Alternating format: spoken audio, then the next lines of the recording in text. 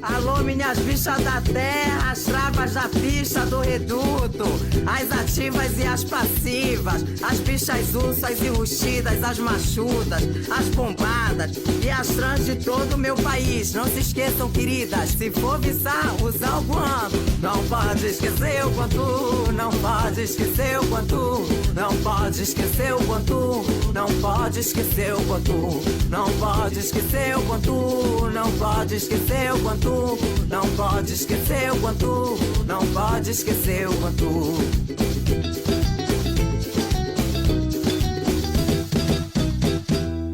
Oi, gente! Estamos aqui para mais um episódio do Viveração Podcast. Hoje iremos falar sobre um tema relacionado à saúde bem importante: as infecções sexualmente transmissíveis, também conhecidas como ISTs. A sigla ISTs entrou no lugar da antes DSTs, doenças sexualmente transmissíveis, porque destaca a possibilidade de uma pessoa ter e transmitir uma infecção, mesmo não apresentando sintomas. Tratam-se de infecções que podem ser causadas por vírus, bactérias ou outros micro-organismos. Atualmente, já se tem conhecimento da existência de mais de 15 ISTs diferentes. Entretanto, algumas se pontuam como as mais comuns, como o HIV, a herpes, o HPV, a hepatite, em especial B e C, a gonorreia, a clamídia e a sífilis. Vale lembrar que as ISTs são facilmente prevenidas com o uso de preservativo. Entretanto, o número de casos dessas infecções tem subido no Brasil nos últimos anos, o que tem gerado um alerta entre as autoridades de saúde e demandado maior atenção e discussão em relação às medidas de prevenção, diagnóstico e tratamento. Pensando na importância desse assunto, preparamos esse episódio para esclarecer as principais dúvidas que temos quando falamos sobre STs. E para isso, convidamos um médico para a conversa de hoje. Ah, e tem mais. Se você tem uma vida sexual ativa, é muito importante se testar regularmente para sífilis, hepatites virais, HTLV e ficar atento para os possíveis sintomas de outras infecções sexualmente transmissíveis, como, por exemplo, gonorreia, clamídia ou HPV. Qualquer sintoma, corrimento ou feridinha, verrugas ou coisas diferentes que apareçam no órgão sexual ou no ânus é motivo para se procurar auxílio médico imediato. Caso aconteça de você ser diagnosticado com alguma IST, não se culpe, nem se sinta sujo. Não entre na onda de pessoas moralistas. ISTs acontecem. Só não corre risco nenhum quem não transa. E se sexo é importante para você, não abandone-o por medo. Trate-se e bola para frente. A maioria das ISTs tem cura e tratamento.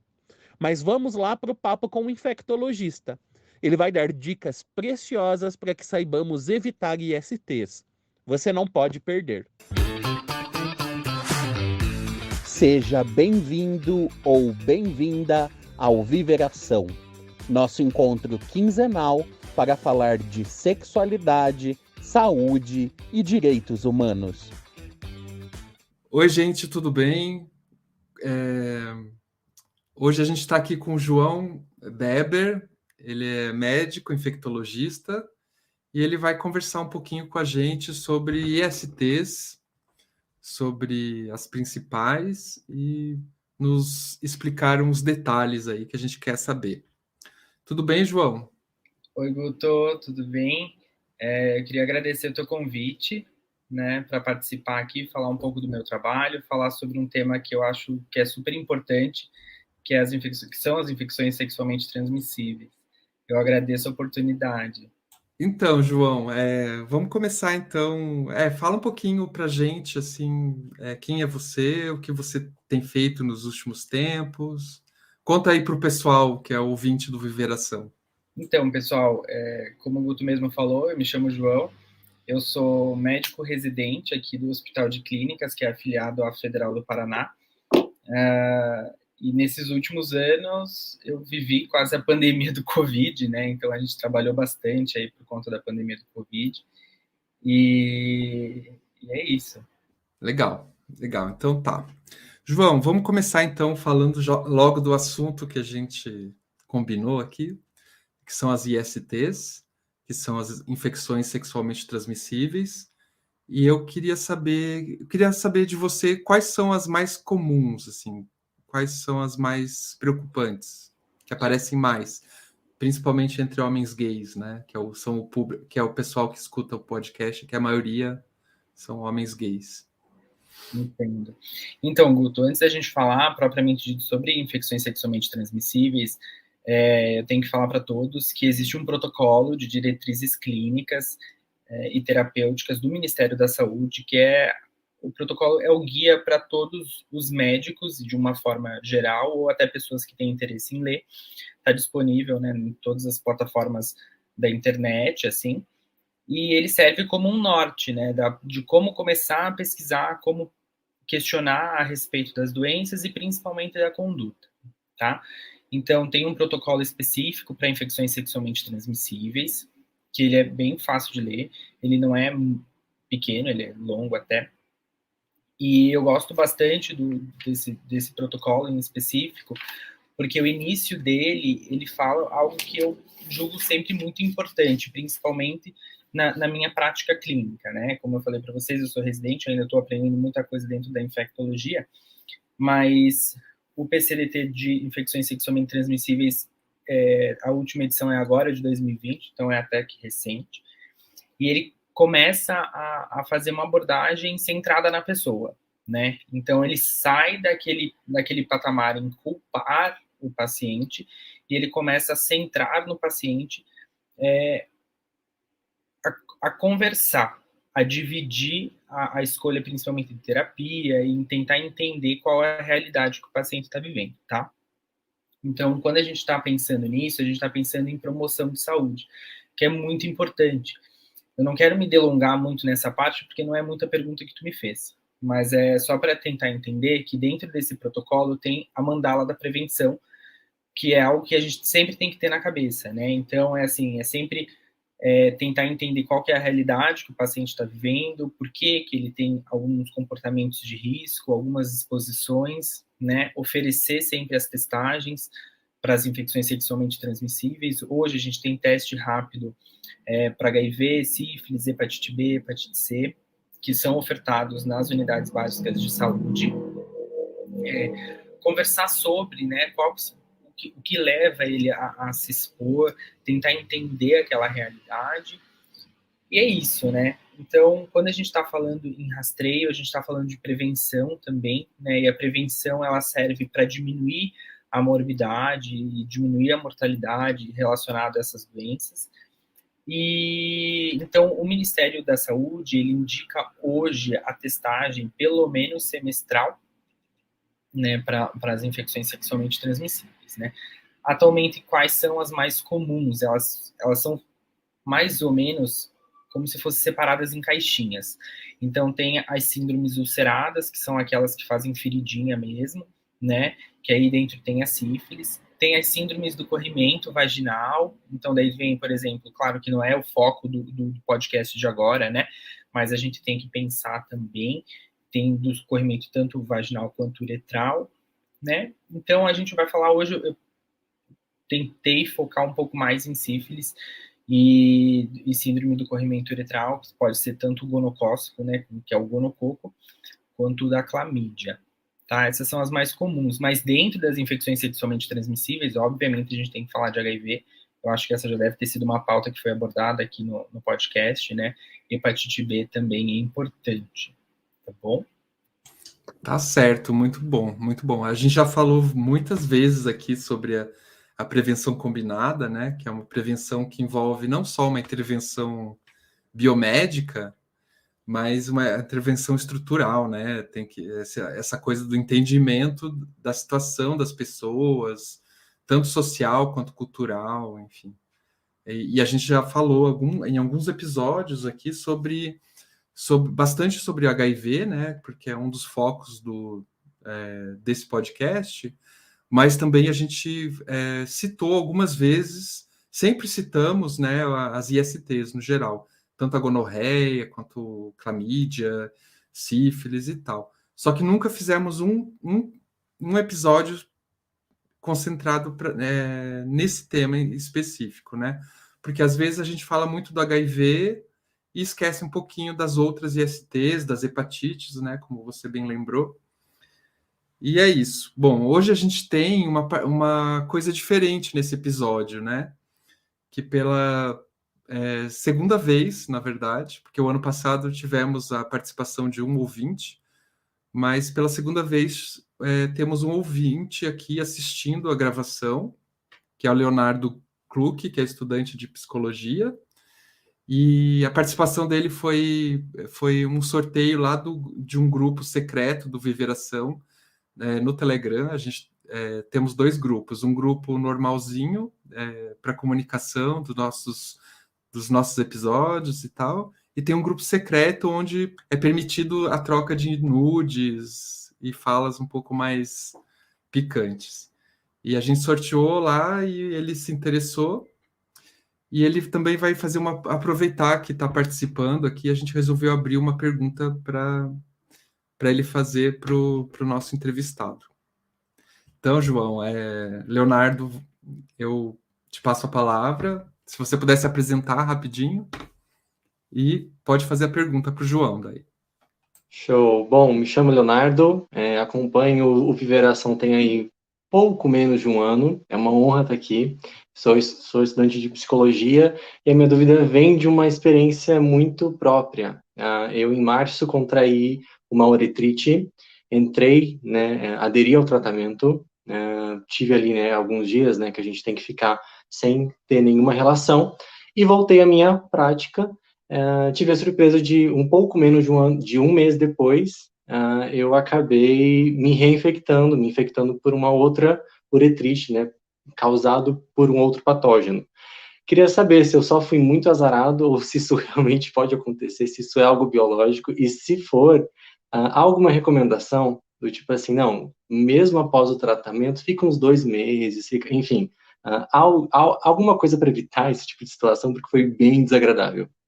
Oi, Leonardo, boa noite. Muito obrigado pela tua pergunta, ela é super importante, né, porque o que eu vejo são várias coisas, assim, até antes de responder a tua pergunta, eu percebo que muitos dos pacientes que eu atendo, eles sempre entram no consultório com uma culpa muito importante, assim, né, tipo, ai, doutor, olha só, que droga, me infectei, e agora? Aconteceu, o camisinho estourou, pipipi, popopó. E a primeira coisa que eu respondo para eles é, tudo bem, acontece. Porque quando a gente está falando de sexualidade, a gente está pensando, obviamente, em ato sexual de fato, né? Mas a sexualidade, ela é muita coisa, né? Ela abrange muito, né? Não é só o ato sexual em si. Então, a primeira coisa que eu faço com os meus pacientes é acolher e falar, cara, tá tudo bem. Aconteceu, o tesão bateu, e vocês resolveram transar, e tá perfeito, entendeu? E saiba que o que aconteceu entre as pessoas que se relacionaram ali, vocês têm a gente para contar. Então, essa é a primeira coisa, né, que eu sempre faço. Infecção sexualmente transmissível, sem ser HIV e sem ser hepatite B, né, que tem tratamento para o resto da vida, por enquanto, a gente acredita que o tratamento mude mais para frente, você trata, cura e pode se reinfectar. Isso para sífilis, isso para hepatite C, isso para gonorreia, isso para clamídia. Hoje, o que eu te digo, Léo, é uso de preservativo, né? Sempre uso de preservativo. É a primeira coisa que eu te falo de medida comportamental, tá certo? Então, não tem muito que eu possa te dar. Eu não posso te dar mais informação, né? Porque realmente o uso de preservativo é a única coisa que vai te proteger de ter outras infecções sexualmente transmissíveis, de se reinfectar. Porque toda vez que você tiver sintoma, vão ser feitos exames e aí vai começar o tratamento e assim sucessivamente. Eu acho que eu te respondi, né? Com certeza, obrigado. João, até fazer um comentário sobre a pergunta do Léo. Por exemplo, eu tive um caso meio parecido com o dele, só que no meu caso, eu tenho um namorado, uma relação fixa, né? E eu tive um diagnóstico de uma clamídia, tratei, só que o meu namorado não tratou. porque não tinha nenhum sintoma e a gente achou que, né, até comentei com o médico sobre a possibilidade dele ter que tratar e tal, e o médico falou, se ele não tem sintoma, acho que não precisa. Aí eu curei tudo, só que aí depois voltou, aí o médico achou que ele tinha que tratar também. E isso, Guto, é muito comum também, é outra coisa muito comum, porque a gente sempre recebe isso no consultório, tá? Então, eu vim aqui, tô com gonorreia, eu tô com clamídia, eu tô com sífilis. Eu preciso tratar o meu parceiro? Sim, precisa. A gente precisa, porque a gente precisa parar a cadeia de transmissão, tá? E daí vem aquele negócio, né? Quem passou para quem? Não importa, né? Quem nasceu primeiro, o ovo ou a galinha? I really don't care. Então, assim, a gente precisa, entre vocês dois, relacionamento fixo, fechado ou aberto, independente, tem que tratar o parceiro, né? Mas eu tive um outro parceiro que é fora do meu relacionamento. Beleza, então conversa com ele, vira aqui no consultório, a gente vai e trata ele também. E assim sucessivamente. Porque toda vez, eu só vou me tratar porque eu tô com a doença, outras pessoas não têm. Beleza, se você se relacionar de novo com a mesma pessoa, pode ser que você se reinfecte e assim sucessivamente. Então, sempre tratar o parceiro faz parte do tratamento, inclusive. Sim, inclusive, assim, depois que ele fez o tratamento também, aí não apareceu mais. Foi aí, acabou. É isso que eu tô falando, né? Terminou o ciclo de transmissão, de reinfecção, né? Isso é interessante para a gente lembrar, né? Que também o tratamento é uma forma de prevenção, né? Tratar é curar essa parte, as doenças curáveis, né? E também prevenir, né? Então, mas a prevenção, de fato, hoje é o uso do preservativo, né? Se a gente falar, obviamente, de sífilis, gonorreia, clamídia e hepatites, né? Se a gente estiver falando de HIV, daí tem a PEP e a PrEP, que daí são duas coisas diferentes, né? Que daí é para uma infecção específica.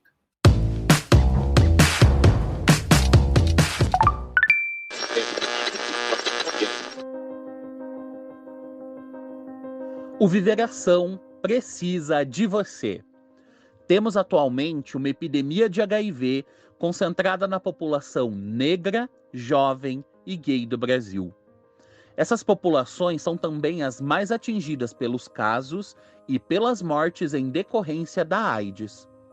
Romper os tabus com relação às práticas sexuais é contribuir para a diminuição dos casos de agravos relacionados ao HIV e a outras ISTs. E, principalmente, contribuir para que tenhamos vidas afetivas e sexuais mais descomplicadas, saudáveis e felizes. Precisamos falar sobre sexualidade e despatologizar as práticas sexuais para desmitificar e desestigmatizar o HIV. É por isso que precisamos da ajuda de todos vocês para chegar a mais pessoas. Quanto mais gente ouvir o Viveração, maior será a capacidade de mudar essa realidade. Participe da campanha, ajude a impulsionar os episódios do Viveração Podcast. Contribua com a gente. Nossa chave Pix é viveraçãopodcast@gmail.com. Lembrando que Viveração é sem cedilha e sem o tio. Todo o dinheiro arrecadado será usado exclusivamente para o impulsionamento dos nossos episódios nos tocadores e redes sociais.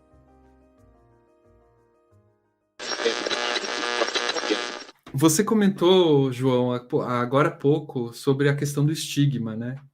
E aí uma das coisas que eu ia comentar aqui com o pessoal que nos escuta é um tweet do Dr. Maravilha, não sei se você conhece, é um infectologista bem famoso no Twitter e tal.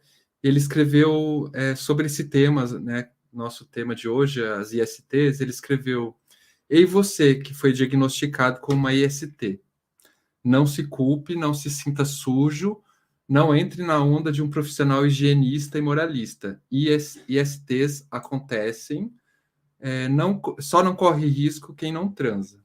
E se sexo é importante para você, não abandone-o por medo. Trate-se e bola para frente." Aí eu queria saber se você concorda, João, com esse toque aí. Porque eu achei muito legal essa... Incrível, né? Porque basicamente o que ele falou foi o que eu falei antes, assim, né? O que eu sempre deixo meus pacientes, eles são muito tranquilos. Eu falo para eles assim, olha, minha porta tá sempre aberta para vocês, independente do que acontecer. Ah, eu tô com uma dúvida, eu quero sentar na tua frente e chorar. Cara, tá tudo bem. Você quer que eu pare e te escute? Você quer que eu pare e faça alguma coisa? Você quer que eu pegue um café? O que você quer que eu faça, entendeu? Mas sempre falo nos pacientes, tá tudo bem. Tesão é uma coisa que vem e que é bom e sexualidade tá aí. Se você tá transando e tem uma vida sexual ativa incrível, perfeito, aproveite isso e é isso, entendeu? O que eu percebo, e até repito, né, o que eu já tinha comentado, é aquilo, os pacientes, eles vêm com uma culpa muito grande, né? Então, putz, a camisinha estourou, olha eu aqui de novo, porque se eu tivesse feito tudo certo, eu não estaria aqui. E aí eu fico sempre assim, tipo, mas o que é fazer certo? O que é fazer errado? Tipo, aconteceu, né? Óbvio que se a pessoa pudesse escolher ali, alguns escolheriam transar sem preservativo e tá tudo bem, porque faz parte, né? É uma escolha pessoal, eu não posso obrigar ninguém a usar preservativo. Mas se estourou, paciência, né? Sintam-se acolhidos e a gente tem meios de cuidar de vocês. Então, eu acho que é aí que fica muito a prática de cada um, né, de cada médico. Claro que a gente tem aqueles que são mais conservadores e afins, que nem vem ao caso. Mas os meus pacientes eu sempre deixo eles super tranquilos. Ah, que legal, que legal. Que bom saber que existem profissionais da área médica, assim, que são... que não tem essa postura moralista, né, de cobrar de uma forma impositiva. Enfim, isso é um processo, né? A gente vai aprendendo. Eu, como faço esse trabalho aqui também, no começo tinha uma postura mais, assim, um pouco mais impositiva de falar, recomendar as coisas, assim. Hoje em dia eu sou um pouco mais, tento ser um pouco mais sensível, assim, e falar que as pessoas têm o direito, né, de fazer as escolhas delas. E aí, se acontecer, aí a gente tem que ver o que vai fazer, né? Eu vou te dizer que o médico não fica triste, tá? Às vezes a gente fica super triste, assim, tipo, putz, o que aconteceu? Por que você se expôs de novo? Sabe? E aí a gente escuta histórias diversas sobre vários motivos, assim, né? Mas aí com o tempo eu fui vendo que, cara, tá tudo bem, sabe? Vamos lá. Por que você tá fazendo isso? Será que você consegue mudar alguma coisa que você tá fazendo? Será que para você tá tudo bem? Né? Eu tive sífilis 2 vezes, tá? E aí? O que a gente pode fazer para melhorar, para você não se reexpor, sabe? E aí, mas isso vai ao longo do tempo, a gente vai amadurecendo a ideia, vai entendendo os pacientes que você vai atendendo, né? E é isso. Tá bom. Uma pergunta que eu vou fazer agora, João, é uma pergunta que me fazem sempre sobre a regularidade das testagens. Então, até eu anotei aqui para falar para você, né? O que eu faço? No meu caso, eu não me testo para HIV todo mais, porque eu já fui diagnosticado com HIV, né? E isso foi em 2017. Mas eu me testo para outras ISTs todo ano, né? Sífilis as 3 vezes por ano. Hepatite A e B, eu já tomei as vacinas, então estou imune, né? E sempre me testo anualmente para HTLV e hepatite C. Eu queria saber se eu estou certo nessa rotina. E para quem, no caso, para quem não tem HIV, qual que seria a recomendação, né? Pensando sobretudo no pessoal que nos escuta, que são pessoas, a grande maioria são homens gays ou HSH, né? Que são homens que fazem sexo com outros homens. Perfeito, Guto. Então, também obrigado pela tua pergunta, ela é super pertinente, tá? Então, assim, pelo Ministério da Saúde, né? Ele pede para a gente testar pelo menos uma vez ao ano, né? Então, o Ministério da Saúde ele tem essa recomendação de testagem uma vez ao ano. Pessoas que se expõem muito, têm mais parceiros, né? Não tem um relacionamento fixo, ou nem vou falar em relacionamento fixo, tem mais parceiros ou não. Aí ele pede para fazer testagem semestral, tá bom? Então, é testagem semestral para HIV, sífilis, hepatite B e hepatite C. Teste de triagem mesmo. Pessoas que vivem com HIV, que a gente vai pela sigla PV-HIV, aí sim a gente faz os testes anuais, né? Para hepatite B, seja hepatite B, hepatite C, hepatite A, se não for imune ainda, daí a gente indica a vacina. Sífilis, HTLV, e é isso. É isso que a gente vai testar. E também, anualmente, a gente pede o PPD para ver se teve contato ou não com tuberculose nas pessoas que não tiveram diagnóstico prévio de tuberculose, né? Então, é sempre importante isso. Então, para ver se vai indicar tratamento para infecção latente de tuberculose, por exemplo, se vai indicar uma vacina para hepatite B, para hepatite A, e também sempre para orientar os riscos de outras infecções sexualmente transmissíveis. Então, pelo Ministério da Saúde, é isso que a gente recomenda. Tá certo. Uma outra pergunta que me fazem sempre também é sobre clamídia e gonorreia, né? Que são aquelas ISTs que tem geralmente, né? Tem corrimento, pelo que eu sei, né? E como que a gente faz? Eu, pessoalmente, eu fico atento a sintomas, mas como que a gente faz? Existe algum teste, exame? Como que é?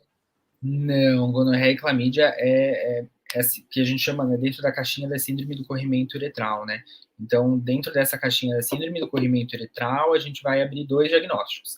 Gonocócica, que é para gonorreia, ou não gonocócica, que pode ser para clamídia também, tá? Normalmente o paciente ele vai ter um desconforto, né, na hora de urinar, que eles falam também que tem a gota matinal, que às vezes é quando sai uma gotinha de pus pelo pênis de manhã, assim, quando acorda, tá? E que daí suja a cueca. Então, é isso, né? O tempo de incubação, tipo, a partir do momento que tiver relação sexual, quanto tempo depois que pode ser que apareçam os sintomas. Aí, se for a não gonocócica, pode ser entre 14 e 21 dias, de 2 a 3 semanas, tá? Se for a gonocócica, daí de 2 a 5 dias já aparece algum sintoma. Então, é aquele desconforto urinário, né? Como se fosse, tipo, uma infecção urinária, assim, pensando grosseiramente, né? Mas que daí tem o corrimento purulento. Tá, e assim, para evitar, a recomendação é a camisinha, Isso. preservativo. Preservativo. Não tem assim nada que eu possa fazer, tipo, tome alguma coisa ou passe alguma coisa ali no local, né? Não tem, pelo menos eu desconheço algum método de prevenção que não seja o preservativo. Tá legal. E outra coisa, Guto, só para lembrar que esse corrimento, né, seja a gonorreia, claro que a gente vai pensar muito nesse desconforto ao urinar, mas ele pode ser também retal, tá? Então, tipo, tem essa infecção também, né, para quem faz sexo anal receptivo. Certo. E pode ser assintomático também, algumas pessoas, pode. Né? Tá bom. Legal, bom saber. Na verdade, aqui, assim, a nossa perspectiva nesse podcast é não trabalhar com a questão do medo, nada disso, né, pessoal que está ouvindo aí, mas trabalhar com informação para a gente saber como evitar, como viver, enfim, ou se acontecer também, né, a gente saber em que médico procurar, quando e como se testar também para elas. Eu queria saber também como que a gente faz com relação ao HPV, que é uma outra perguntinha que tem aparecido bastante assim nas redes sociais do Viveração. Porque algumas pessoas, inclusive, perguntam se a camisinha não protege sempre, no caso do HPV, né? Entendi. Então, da parte do HPV, para as pessoas que vivem com HIV, a vacina do HPV ela é disponibilizada pelo SUS, né? Pelos centros de imunobiológicos que a gente chama de CRI, que tem várias cidades, várias capitais. Então, assim, para os homens até 26 anos, para as mulheres até os 45 anos, tá? Isso pessoas que vivem com HIV. Pessoas que não vivem para HIV, elas podem ser vacinadas, os meninos até o início da adolescência e as meninas até os 16, 18 anos, se eu não me engano certinho a idade, mas segue o cartão nacional, tá? São 3 doses de vacina e isso te previne pelo menos da infecção, tá? Nas meninas e quanto nos meninos, pode ser infecções que são assintomáticas, lembrar que alguns tipos de HPV, eles podem se transformar em câncer, principalmente câncer de colo de útero. Da parte do HPV, sim, o preservativo, ele protege bem da infecção. Tem a vacina, que é o método de prevenção que é importante, e é isso. Né? Daí, quando sai o condiloma, que é a lesão, que parece a crista do galo, lá, que todo mundo fala, aí dá para cauterizar. Entendi. Só para o pessoal saber, essas lesões parecem verruguinhas, né? É isso, mais ou menos? Isso, é verruga. É verruga. Verruga. É verruga. Mas ela não é uma verruga, ela é uma verruga tipo um couve-flor, assim, sabe? Ela não é uma verruga regular. Ela vem fazendo sabe? Tipo um couve-flor mesmo. Entendi. Dependendo a idade da pessoa fala que é tipo uma crista de galo, né? Então, se pensar na crista do galo, ela não é uma coisa tipo uniforme, né? Ela é mais certo. irregular.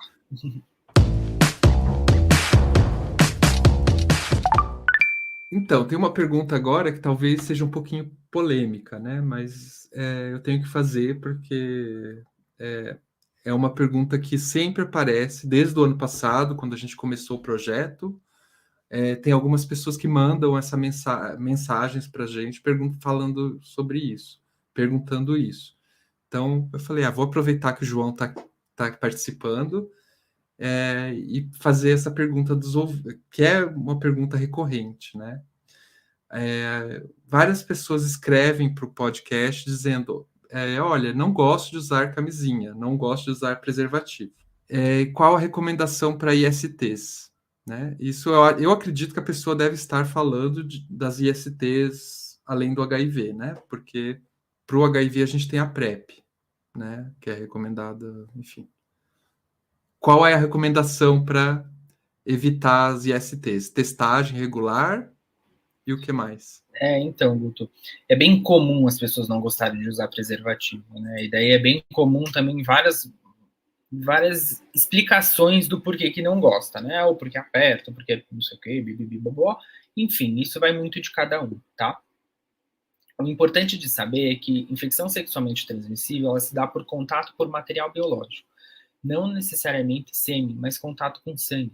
Quando você está fazendo uma penetração, a penetração ele faz microfissuras, seja na região anal, seja na região vaginal. Então, é importante que essas microfissuras que levam contato com mucosa e sangue, que é material biológico, é você ter contato com mucosa.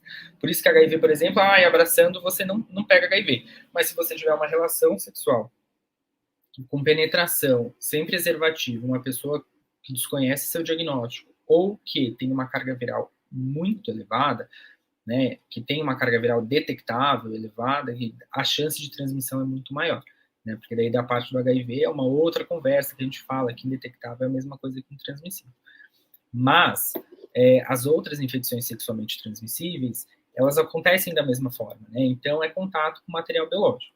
Quando você está penetrando, faz essas microfissuras, você se infecta e aí a recomendação é, né, o que você faz para diminuir atrito é o uso de lubrificante, né? Então você usa lubrificante, diminui um pouco o atrito, não quer dizer que você não vai se infectar, mas pelo menos diminui o risco. Mas também não posso te dizer se diminui o risco de fato, porque nunca vi nenhum estudo que mostre de fato a eficácia do lubrificante diminuir. É só porque a gente sabe fisicamente que diminui o atrito, e diminuindo o atrito diminui a chance de ter microfissuras e aí ter contato com material biológico. Só isso. Mas não tem nenhum estudo dizendo que o uso de lubrificante vai proteger das infecções sexualmente transmissíveis, tá? Tá certo. Então, assim, para quem opta por não usar preservativo, seria testagem regular para Sim, digamos, testar né? regularmente, né? Então, assim, eu tenho um parceiro fixo, não tenho vontade de usar preservativo, beleza, né? Você pode testar a cada 6 meses, se você sabe que é um relacionamento fixo, fechado, né? Que é só vocês dois ali. Então, pode ser de 6 em 6 meses ou uma vez por ano, como preferirem. Poxa, não, eu sou solteiro, saio com várias pessoas e é isso. Beleza também, sabe? Só que daí a sua testagem vai ser numa periodicidade menor, né? Então você vai, ao invés de fazer só de 6 em 6 meses, você vai fazer de 3 em 3. Então isso vai depender do quanto que você está se expondo, né? A Entendi. testagem regular, ela faz parte da prevenção também, tá? Então lembrar que o teste rápido, ele tem uma que a gente chama de janela imunológica. Então assim, você faz o teste hoje, então você pode estar ali dentro daquela janela imunológica, daí você tem que repetir o teste e depois, dependendo qual for a sua exposição, para HIV em 30 dias e assim sucessivamente, né? Tá certo. Inclusive, assim, eu acho que você já falou isso um pouco, assim, mas é só para a gente reforçar. Com relação a ISTs, existe assim alguma especificidade quando a gente fala de pessoas LGBTs? Ou não? Para todo mundo é a mesma coisa? Como que é? Então, Guto, no passado a gente chamava de população de risco, né? Então, mas hoje a gente não fala muito nisso porque a gente não fala mais em população de risco, a gente fala em exposição de risco. E exposição de risco, qualquer pessoa, qualquer ser humano que tenha vida sexual e que, né, pode se expor. Então, hoje em dia a gente fala em população de risco, em exposição de risco, mas a gente fala em população-chave, tá? Por que população-chave? A população-chave que aí entram, né? HSHs, homens gays, transgêneros, pessoas que fazem uso de drogas injetáveis e profissionais do sexo, porque são pessoas que detêm a maior fatia de novas infecções, para HIV principalmente, né? Então, a gente fala que são populações chaves, que são populações que a gente tem que prestar mais atenção, né, perguntar mais ativamente sobre e ter toda uma cadeia de prevenção muito maior, tá? Então, os HSHs e homens gays e transgêneros e tudo mais, eles entram na parte de população-chave, tá certo? Que daí a gente tem que prestar um pouco mais de atenção e fazer perguntas ativamente a respeito da sexualidade, de exposição e tudo mais. Tá certo, legal. Muito obrigado. Vou perguntar, como a gente já está chegando ao final, vou perguntar se o Leonardo gostaria de fazer mais alguma outra pergunta, algum comentário. Sim, acho muito bacana, João, essa abordagem, né? Sem o medo, sem a culpa, né? E é muito real mesmo. Quando você contrai alguma infecção, realmente é uma culpa. Você pensa, putz, por que eu fiz isso? Putz, eu poderia ter evitado. Nossa, mas né, que desconforto agora ir atrás da ajuda médica. Eu acho que é muito válido e para mim, alguém que passei por essa situação, é muito bacana ver que tem outros médicos que também têm essa posição amistosa, receptiva e assim, com um olhar humano mesmo, né? Então eu acho que isso faz total diferença, isso é muito importante para gente que está aí, né, nesse movimento. Léo, obrigado pelas palavras. Eu acho que culpar já não tem mais espaço, né? Eu acho que a gente apontar o dedo na cara do outro, provavelmente eu já me expus também e várias pessoas já se expuseram, né? Quem nunca passou por uma adolescência que a gente sabe como é que é. E, enfim, então não cabe mais, né, apontar o dedo, culpar, tipo, você poderia ter feito diferente. Tá, poderia, mas aí não fez. Então agora vem cá, vamos sentar aqui e vamos resolver o que a gente tem para resolver, entendeu? E aí, sabe? Tipo, não adianta mais. É a minha visão. E a gente já tem estudos, né, que comprovam que o medo, em vez de evitar, né, uma infecção, ele acaba afastando as pessoas da prevenção. Então, é uma estratégia que também é ineficiente, além de ser estigmatizante, né? Ela também é ineficiente. Não, o medo paralisa, né? Então as pessoas não vão procurar porque ficam lá, meu Deus, eu estou incomodando. E muitos pacientes, quando chegam para procurar atendimento médico, eles falam assim: mas desculpa por incomodar. Não, você não está incomodando. Esse é o meu trabalho. Eu escolhi fazer infectologia. Então, tipo, né? Você não está incomodando. Tá tudo certo. Vem cá, senta aqui e vamos conversar. O que você pode mudar, o que você precisa saber, quais são suas dúvidas. Porque também é assim, né? O medo vem de uma falta de informação. Então, eu acho que podcasts como o seu, Guto, né, são importantíssimos, porque na minha visão, quando a gente está debatendo, a gente está criando conhecimento, né? Então, quando a gente está criando conhecimento, a gente começa a desmistificar alguns pontos, né, quebrar alguns paradigmas, e aí o medo também ele vai diminuindo, né, ao passo que as pessoas vão conhecendo mais sobre as situações. Legal, gente. João, então a gente chegou ao final aqui do nosso podcast. Eu queria te agradecer pela participação, agradecer ao Leonardo também pela participação excelente, super importante. A gente preza muito aqui no Viveração pela participação das pessoas, né? Inclusive, pensamos os episódios a partir das dúvidas das pessoas e tal.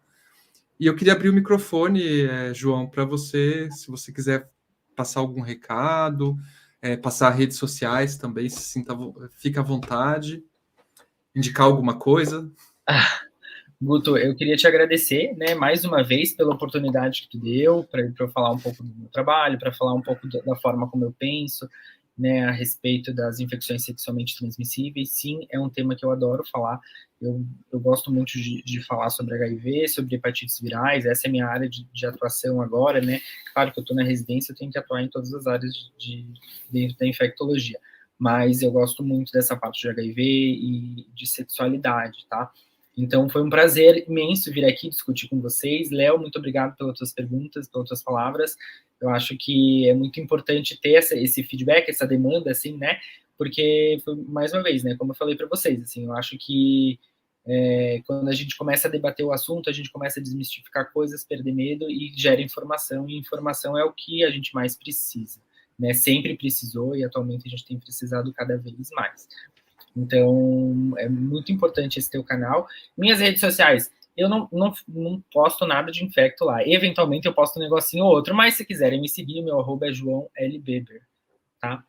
É isso. Eu não posto muita coisa de infecto, até deveria postar mais, mas eventualmente eu falo alguma coisa de vacina, eventualmente eu falo alguma coisa de outras coisas assim.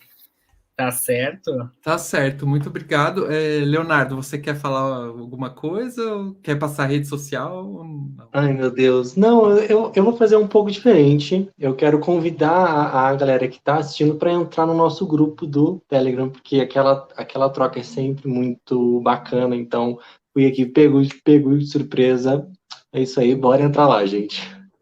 Então tá, gente, na descrição desse episódio vai ter um link lá, ou vocês procuram Viveração no Telegram, que vai aparecer o grupo, tá bom? É o grupo normalzinho, aí depois lá no grupo normal vocês perguntam o link do grupo secreto, que algum dos administradores vai mandar para vocês, tá bom? Tá bom. Muito obrigado, gente, e até a próxima.